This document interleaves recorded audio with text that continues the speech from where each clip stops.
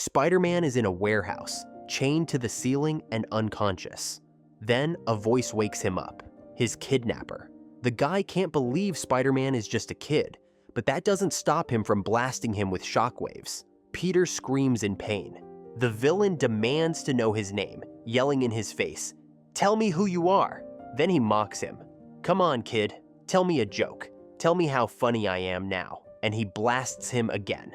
We're then taken 2 hours earlier, where Peter is laughing at MJ for not being able to start her interview.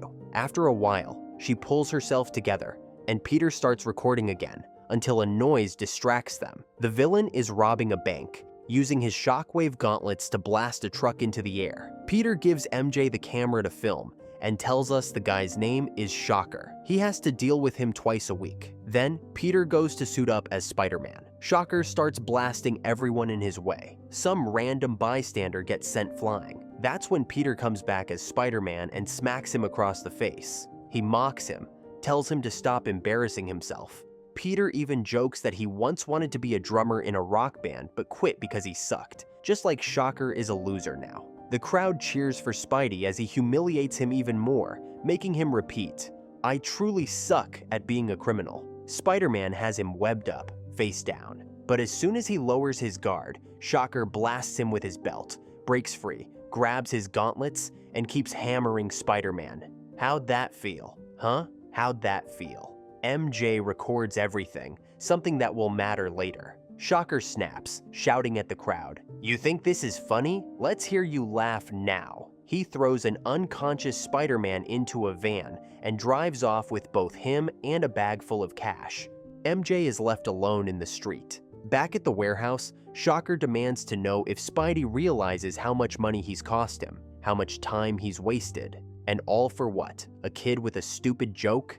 He yells that he'll kill him, kill a kid, and no one will find out until long after he's gone. He screams, "Why did you laugh at me? What was so funny?" And he blasts him again. Meanwhile, at the crime scene, police are looking for witnesses. One guy claims that Spider-Man and villain worked together, but no one believes him.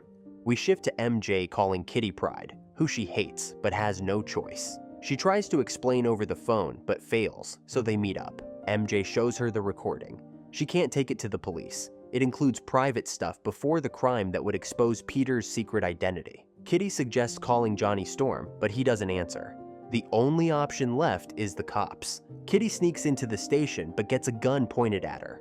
She convinces the captain to let her speak and explains why she's there. She offers to show him the footage and begs him to handle this carefully for Peter's sake. The captain thinks Spider-Man is probably dead, but agrees to help. Kitty asks where Peter is, but he won't tell her. She's just a kid. She demonstrates her powers and pleads with him. He finally says, "Let me see the tape." We cut back to Spidey and Shocker. Shocker rants that Spider-Man cost him hundreds of thousands of dollars and months in prison. Spidey shrugs. "Hey man, you rob banks. What did you think was gonna happen?" Shocker swears he'll get what's coming. Spidey fires back. "You already did. That's my point. You invented those weapons. You could actually help people, do something worthwhile." Shocker presses his guns to Spidey's head but doesn't shoot. "You're an idiot." Spidey snaps back. "I'm the idiot? You're smart enough to build those, but not smart enough to do anything better than rob banks? And badly, I might add." Shocker loses it and smacks him. "Shut up. Why should I help people? No one ever helped me. Only a kid would think that way." Spidey softens. "I feel bad for you." Shocker, shocked, asks, "What did you say?" Spidey continues, "I used to think you were just some idiot I gotta beat up once a week. I didn't realize you were in so much pain. I'm sorry." Shocker curses, blasting him again and again. "You don't know. You have no idea." Spidey says, "Do what you want to me. They'll still catch you. People saw you take me. The police know who you are. Maybe you want to get caught. Maybe you don't even realize it." Shocker points at himself and yells, "Get caught? Go to jail? Yeah, that's why I studied at MIT until my eyes bled. That's why I slaved away at Roxxon for years, giving them everything I had, because I was trying to go to jail." Spidey looks at him in shock and says, "Wait, you worked at Roxxon?" Shocker nods. "For years. I invented these gauntlets there. I also created rotating gyro splints that could take out a tank. Compound genocycles that could paralyze a man." Spidey asks, "Why? Why would a pharmaceutical company want weapons? What are they building?" Shocker lowers his head. You're too young to understand. Spidey presses. What did they do to you?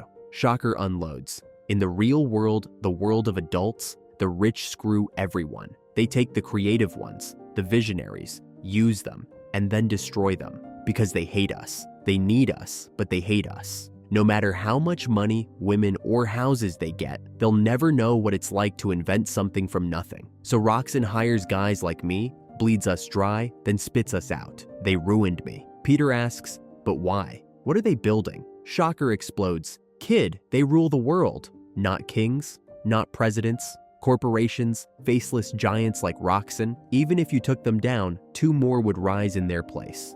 They took everything from me, so I'm taking it back. But you're always in the way, just a dumb kid. And now I have to do this. I have to stop you.